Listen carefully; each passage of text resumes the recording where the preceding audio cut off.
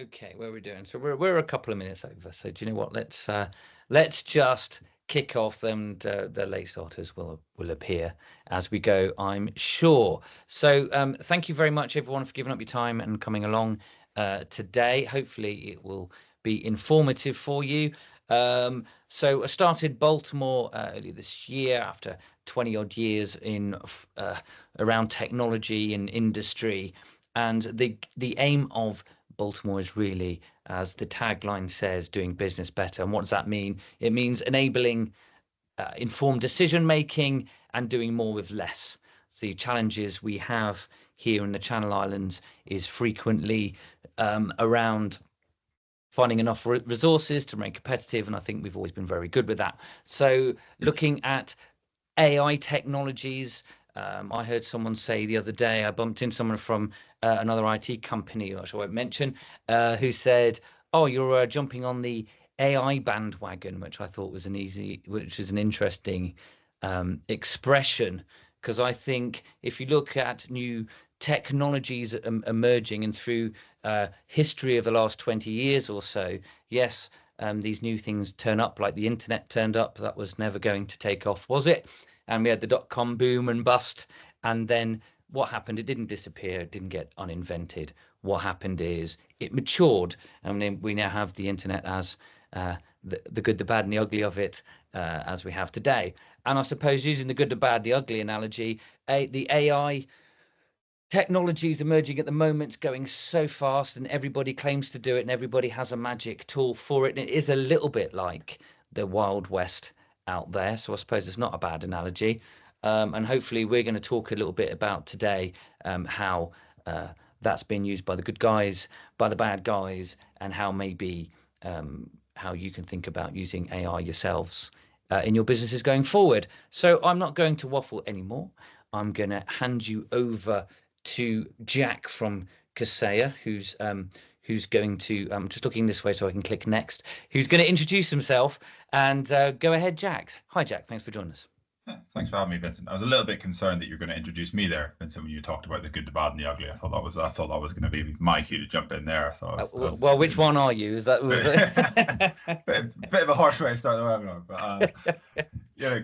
As I mentioned, my name's Jack Cook. I'm a senior channel development manager for an organization you've probably never heard of before called Kaseya, but we are the world's largest vendor and partner businesses like Baltimore. Okay, we have 36 offices in 27 different countries, and I have a pretty cool role within Kaseya. I basically get paid to travel to industry events across the world, whether it be cybersecurity focused, AI, technology, managed services, penetration testing, you name it. If it's a event that is designed to use technology to help businesses grow or protect themselves, there's a good chance I will be there. I get to network and listen to people far, far more intelligent than myself speak about what's happening in the space.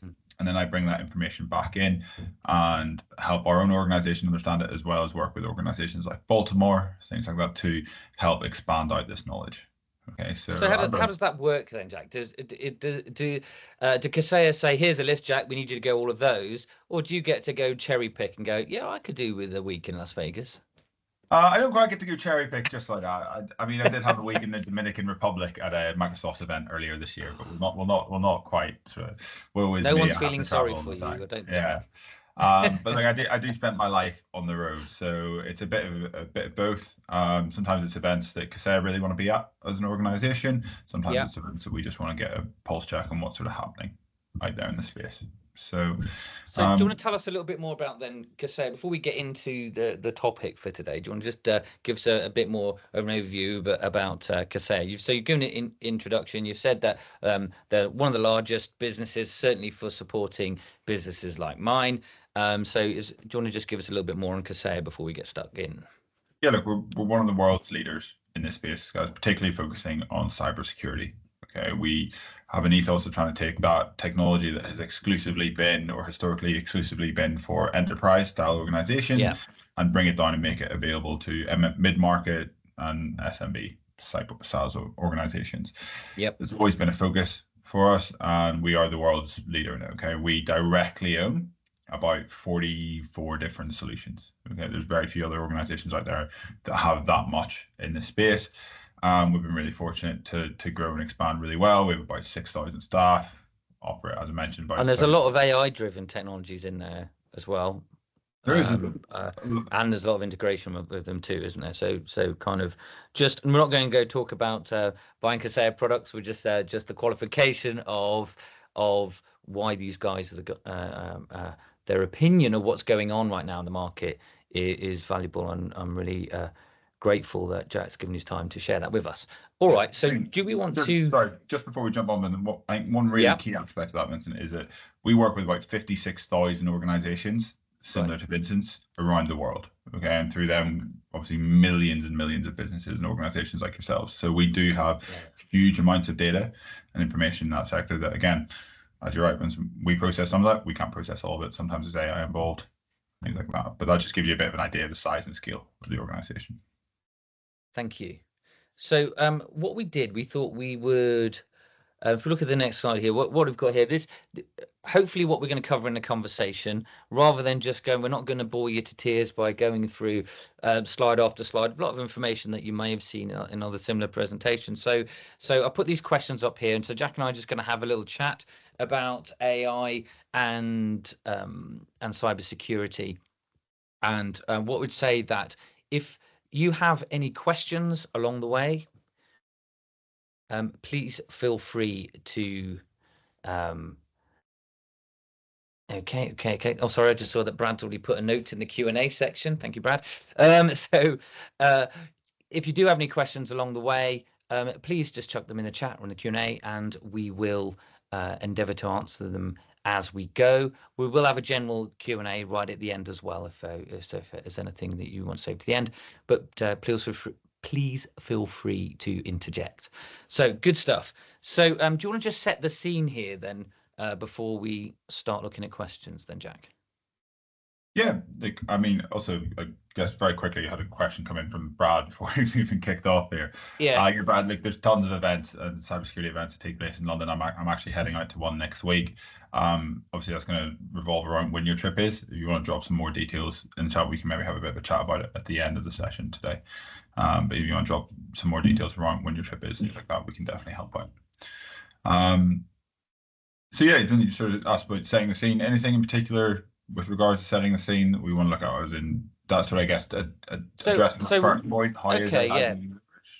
Yeah. So for me, as I said in my opening bit, it is a bit like the Wild West out there. There is a lot of anecdotal stories you hear going on. Lots of people saying that AI is being used for this and AI is being used for that. And then, but there aren't as many stories coming up with the detail and the backup of that. So what I'm really interested in is having a look at and learning from your experience of how your knowledge of how AI is being used in cybersecurity, what you've seen as Kaseya out there, what you're advising, what you're hearing at other places. So just generally talking about the impact that AI has brought onto the cybersecurity space, I suppose. Definitely, not a problem at all. So, look, I think it's important to sort of appreciate where we are in time. Okay, we were having this conversation 2 years ago, and we were talking about AI. That's kind of before ChatGPT became mainstream, and we were talking about AI. People's minds probably would have gone to like Terminator and Skynet and thought there's this massive big supercomputer sat somewhere else. And I've been very excited about that. I was all good for having the marketing campaign for the War of the Robots and nicking some of those images from James Cameron and putting that in there. And but you're going to disappoint me now and say that's not happening, right?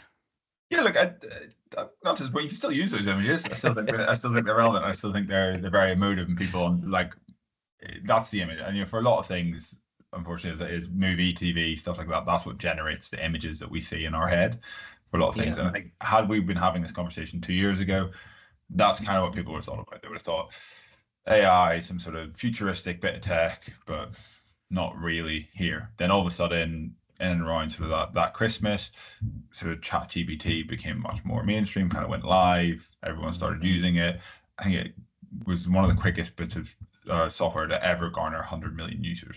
Okay, so it took off, and what we started to think or see as AI changed very quickly. And you're right, Vincent, it was a bit of the Wild West initially. So everyone was using it for different things.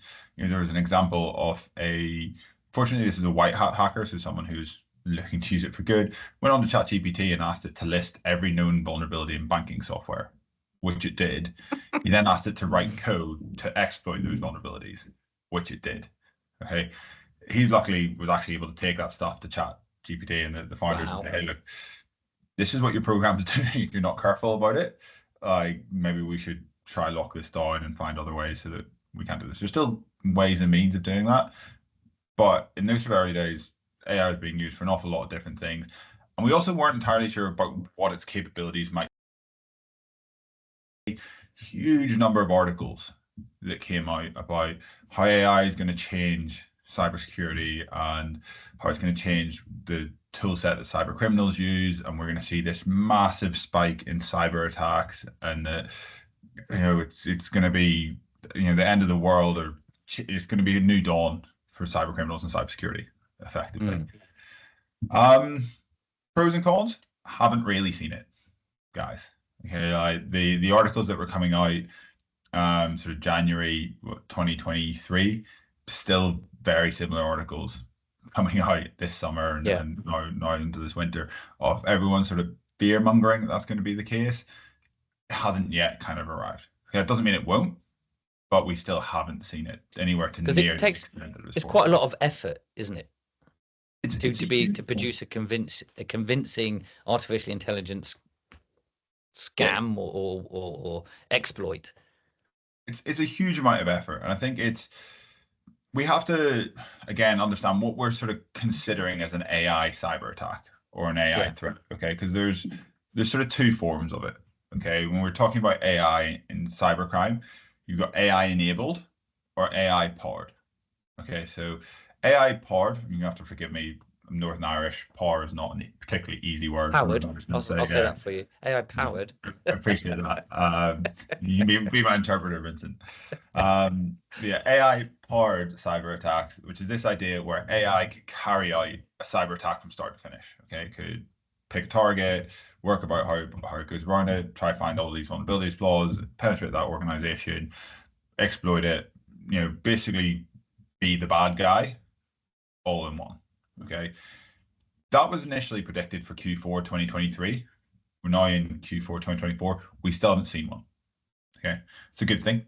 For one, it means that it's not going down that rabbit hole.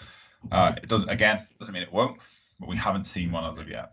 What we're seeing an awful lot more of is AI-enabled cyber attacks, and that's where AI can carry out an aspect of the cyber attack. So is that similar to the AI tools we use for defensive purposes, but just turned the other way, just for? Yeah, a little bit. I think I actually had this conversation very recently, Vincent, with a professor of cybersecurity from a university in the south of England. We were at a conference together. We were both on a panel. We had a nice conversation on the panel and afterwards. And this idea again of AI, and we're not seeing this massive influx that we kind of thought we would see, came up. And he had a very interesting theory on it, which was, it's difficult. Okay, like training large language models, developing AI is not cheap. Okay, and it's difficult for cyber criminals to do that, and it's also they don't necessarily need to do that because people are still falling for the same old scams without them having to invest super heavily in AI. So the phishing scams and and that is where we are seeing AI enabled attacks a lot more, being targeting those a lot more, making them a lot more realistic. But this professor was of the opinion, and I think it's a fairly reasonable statement to make, that we're actually in a really fortunate time period because organizations like Kaseya, Baltimore, countless others across the world are investing heavily in AI for cybersecurity. And so we're actually at this rare scenario. We're usually trying to play catch up to the bad guys. We're usually trying to work on what are they going to do next? How can we get in front of them? We're actually in a rare scenario where we can potentially sort of leapfrog them. We are investing a lot in AI. I know most other cybersecurity companies are as well. And so it's putting us in a rare situation where we can start to build tools and invest more heavily in tools that the cyber criminals, like some top end ones might be looking at. The vast majority aren't, because Okay, they're thinking about because how they can use AI here and now to target your business, and that the best use of their time and resources right now is the likes of phishing scams, things like that. yeah, yeah, because those are still as strong as ever. And those are getting more believable and more difficult to spot, aren't they? Just on that one, there's been a couple of things in the news lately. So if I just put you on the spot on a couple of those things to do with this topic. One is about HSBC clients. I bank with HSBC, and when you call up now, it says, "Oh yes, well I know that's your phone number. Now just say my voice is my password," and then away you get, and that's their security. So there's been some stories now that where that function has been attacked or approached by bad actors using AI. I just wondered if you've heard anything on that subject. Yeah, look, we are definitely seeing that. And again, that would kind of fall into the category of AI enabled cyber attacks, where they are using an aspect of it. And I guess it's almost like an augmented cyber attack, because it's using some real life application as well as that cyber application. But I mean, you can Google it, like in the background Yeah. now. You'll find videos that teach you how to like clone someone's voice in 15 minutes using nothing other than free tools on the internet. Microsoft brought out a new software, part of their AI package. It reckons it can clone someone's voice, and I think it's as little as 5 seconds, like a Wow. 5 second clip of your voice. They reckon they can copy that. And you think about what exists out there on the internet for all of us, whether it be videos on your Facebook, LinkedIn, Instagram. Have you been on a podcast, a webinar, something like this, where there are aspects of our voice that are just going to be out there, and all of a sudden there's the ability for these bad actors to go in and use that to potentially copy our voice. I suppose there's a maturity thing as well for the technology. As what tends to happen is technologies as they move on, and later will come some more regulation. There will be talking perhaps, but right now it is like you say, you can go and find a couple of YouTubes to tell you how you do some of these things. So that's interesting. But the other one I want to talk about is, of course, every now and then you look at the news, and Mr. Putin's not very happy with us lot over here. So we live in fear of state-sponsored cyber attacks. Now, I want to pick a conversation that you and I had a couple of days ago, because I was under the misapprehension that state-sponsored cyber attacks were really just aimed at governments or the multinational businesses, the larger ones. But you said that's not the case. Yeah, so and we didn't know a lot about this for quite a long time. Okay, and it was really difficult to get any hard information out of it. We actually happen to know an awful lot about a sort of state-backed, or definitely state like running within questionable states, organization called Conti. Okay. So Conti are a multinational cyber criminal organization. And when Russia invaded Ukraine, Conti came out in very vocal support of Russia. Okay. Understandably, their Ukrainian members weren't thrilled about this. No. And so leaked a couple hundred pages of documentation online about how Conti were running as a cyber criminal organization. Okay. An example, this is 2022, Conti's salary bill. So they are paying salaries to their staff. Their salary bill in 2022 was $20 million. Okay, that gives you a bit of an idea of the scale of the organization. They were sending their top performers on rewards trips to the Bahamas. They were docking pay from their worst performers. They had an HR department. These are a fully functional organization. Again, the question is, well, if it's a fully functional criminal organization, why don't we shut it down? Because they tend to operate in the dark corners of the world. They tend to operate quite often with ties to darker sort of state organizations. Yeah. Okay. And so I think when we think about, a large state actor itself acting independently, then, Russia launched a large-scale cyber attack on Ukraine's energy infrastructure for the invasion, for example. They don't always act independently. They quite regularly will use organizations like Conti or work through Conti to launched sort of wider scale attacks. There's still huge accusations from the US against North Korea around, everyone will probably remember the WannaCry attack from 2017 that knocked out the NHS. That's actually been tracked back from the US to the North Korean government. And they're saying that that was actually released by the North Korean government through a North Korean hacking collective to fill holes in their budget deficit. Right. So these organizations do target on a much wider scale. And when we actually looked at some of these documents around Conti, there's evidence that about only 20% of their organization was focused on enterprise style attacks. Right. Type of thing that, like, the Irish equivalent of the NHS, the HSE, was taken down by a Conti cyber attack during COVID. Okay, so maybe evidence about 20% of their organization was working on that. 80% was focused on that sort of SME mid-market. That's their lifeblood. That's what's keeping them going as an organization, because generally those sort of organizations invest less heavily. So is that just ransomware, or are they selling the data that they, or all of the above? Bit of everything. So even ransomware has evolved in that sense. Ransomware used to be that they just locked you out of your data and asked you to pay a ransom to get access to it. Now we see double extortion ransomware from these organizations, where they don't only lock you out of your data, say, hey, look, if you don't pay us by X date, we're going to release this online. There's actually websites where you can go to where you can see a full breakdown by country of organizations currently being double extorted. Okay, so you can see literally there in plain English with a link to some snippets of their files to show, hey, look, we do actually have this organization's data, and it will be going live on this date, or you can purchase it. Yeah, it's mental. And then it depends. Sometimes they want to steal credentials and sell credentials online, sell them on the dark web, make a tidy profit. Sometimes it's about getting in and causing all sorts of stuff. It is sometimes about stealing the data itself and extorting for the data. Business email compromise is one we see more and more of as well. And I guess particularly for going to a lot of strong banking institutions there and organizations that transfer a lot of money, business email compromise is a really scary one, where they are getting in and they're getting smarter and smarter about some of the emails that they send, trying to impersonate people to get those payments across the line.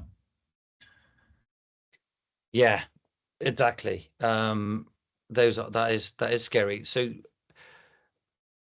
what we're seeing then is does there need to be a change in behavior? So you said that we've leapfrogged a little bit, that those people that are starting to use sort of AI-driven security technologies, that's not being used en masse by certainly not the opportunists, at least.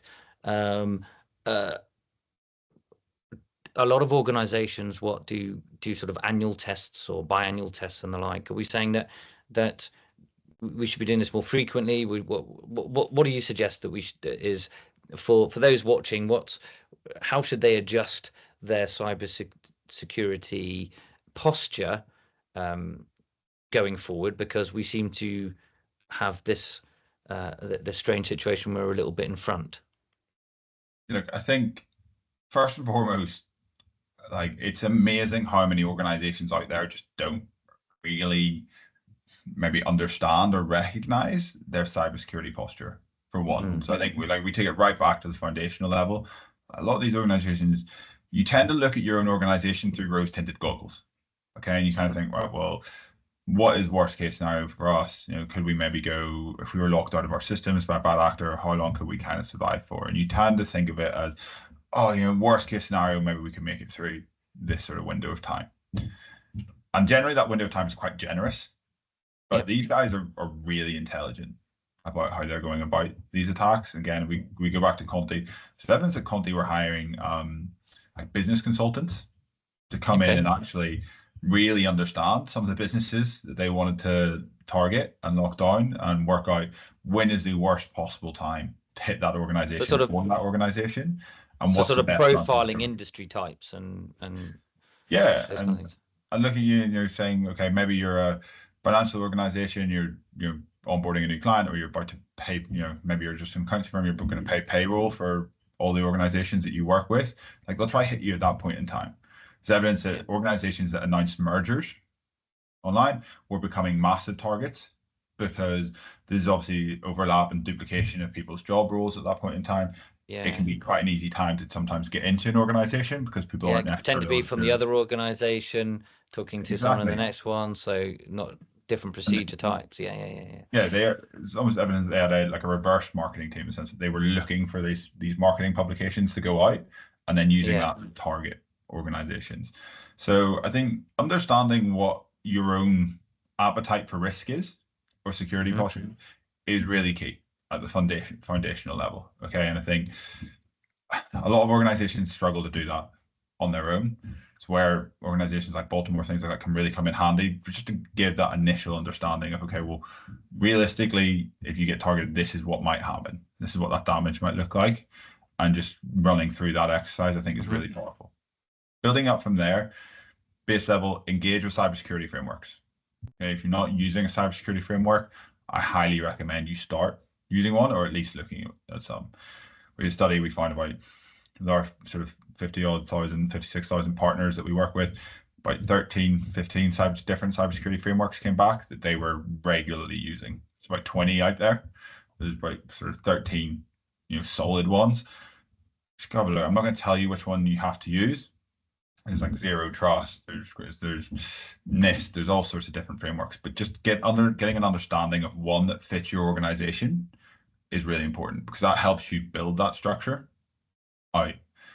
And then to Vincent's earlier point, start getting much more regular with getting into the sort of nitty gritty with your cybersecurity or your cyber posture, because too often we kind of go, oh, I've done that, we'll revisit that again next year. In a year, ticks the regulatory box. Ticks the regulatory box and said, well, we've done that, so we're all good as far as we've met the more focused on meeting the regulatory obligation than actually protecting the organization. This is the thing, like, certifications are great, okay, but certifications are point in time.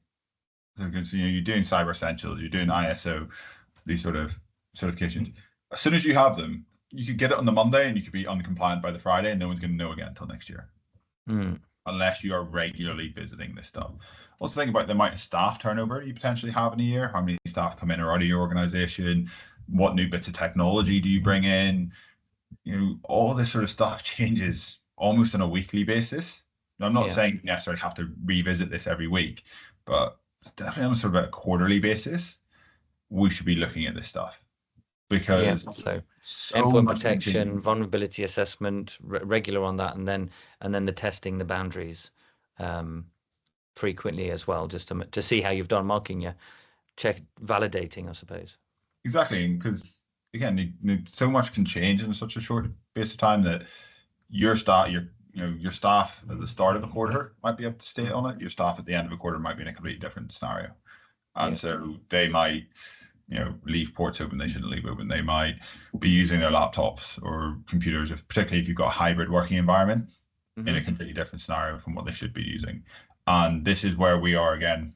If we just bring it back to this idea of AI, you're seeing these AI augmented attacks and these sort of AI enabled attacks, where people are using the AI to gain the edge, and then they're really falling back on that sort of people aspect, and that's why we're seeing this increase in phishing attacks targeting people, things like that. Which, funny enough, if I saw a Gartner this year in their keynote that's going around on this subject, they're going around and they're saying they're talking about the approach going forward and about taking an augmented approach to cybersecurity from a defensive perspective. So it's finding those tools, those AI tools that enable you to do more with less, but also backed up with that human expertise. So no one's suggesting that you go and just let that. You still need to know what you're protecting against, know what you're looking for, know how to remediate when you find the problem. So brilliant stuff. I think, just looking at time, I think we've just looking at the questions that we put up there, I think we've covered everything that we set out to in this discussion piece. I don't know if there's anything you want to finish off with before we ask if there's anybody that wants to ask any questions, go on to the Q&A part. I think I might just use an analogy very quickly. It's one that I use quite a lot. Okay, it's this idea of the cybersecurity technology. If you've got your own business to run, I imagine most people in this webinar, you've got your own roles and functions So all this talk about technology, you're going to get acronyms from like EDR, AV, managed SOC, penetration testing. What is all this stuff? Okay, and it can get really daunting and scary. Just a couple of, like a simple analogy I use a lot is this vision of a house.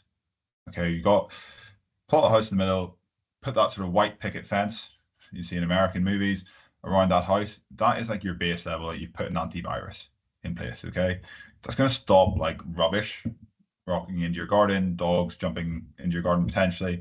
But ultimately, if someone wants to physically target your house, it's super easy for them to get over that fence. Okay, that next step along where you start investing a little bit more in your cybersecurity, you maybe bring in an EDR, an endpoint detection response tool. A lot of these are powered by sort of AI. They're looking for behavioral analysis and start engaging with a bit more cybersecurity. That fence all becomes like a 6-foot wall.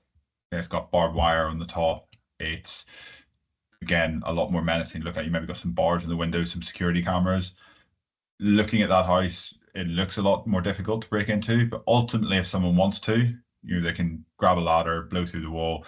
There's a way for them to get there. Okay, that sort of third level, which is where you've got the idea. You then add something like a managed SOC. So work with organizations like Baltimore to build that structure out. Also, managed SOC means a security operations center. There's real life people sat behind it. So you've now got guard dogs. You've now got a SWAT team across the road. You've got security guards on every entrance. So that even if someone still decides, right, I still want to have a crack at breaking into that house, the second they get over that fence, they are getting collared, they're getting barked up by the dog, and they are getting thrown straight back out again.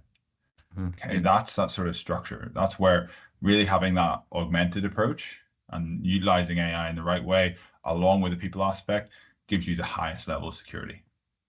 And I think that's where we're at currently. Might not be where we're always at, but if you were walking down the street, and again, simple way to look at your organization, you're up against your competitors in a lot of this stuff. You're not just up against your competitors in what you provide, but also potentially in how easy you are to target as an organization. Because you're the guys that get hit. You're the guys that make the news. You're the guys that end up on that double extortion website. Unfortunately, truth is, you're the guys that are probably going to lose the clients. So you're walking down the street and you see that house with a fence around it. You see that house with a wall, and then you see that house with a security team. I know which house I'm going to try break into if I had to. Yeah, I know which house I'm definitely going to avoid. So you don't have to think about it in terms of the specific tech, but just think about it in terms of that security posture you want to build around your business. Brilliant stuff. Thank you very much for that. Snipers in the trees, that's going to be in my next marketing. I think that sounds a great idea.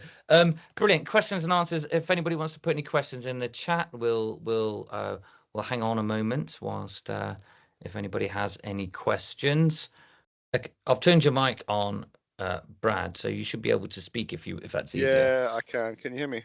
I can hear you. Yeah, perfect. Thanks. Yeah, not my question, but yeah, that's always just something nice to look forward to, an excuse to get over. I didn't have a further question, more just to validate everything you guys have said. I think just resonated a lot with me in terms of everything we're looking at in terms of multiple layers, and obviously engaging with Kaseya and Baltimore on some services. So just more to say. Thanks. Really interesting to hear everything you have to say, and it does validate the path that we already set for ourselves. So more of a thank you than a further question. Thank you very much, Brad. Cool. Glad to hear it. Great stuff. Well, in that case, then I'll just move on. Wanted to keep this punchy. If after the if there's any feedback you want to share, other than as Brad has just done, then please feel free to email me or give us a call if you want to share any feedback on there. If you want to talk about AI and cybersecurity solutions, then please give us a call about that too. And then on the last one, if there's any content you'd like to see in a session like this one, a webinar like this one, or anything you'd like to see different, maybe the format change, or maybe a subject you'd like to hear more on, then please give some feedback and say yes. Next time, if we did one in the new year, I'd love to hear about this, or I'd like to hear about. Can you tell us about some examples of that? Brilliant stuff. So I think that wraps it up from me. I'd like to say a very big thank you to Jack Cook from Kaseya, and I know there's Stefano on there who's listening too, who helped set this up. So thank you very much, guys. That's been really great. This has been the first and hopefully not the last webinar for Baltimore. So thank you everyone for coming along, and enjoy the rest of your day and have a great Christmas. Thanks for having me.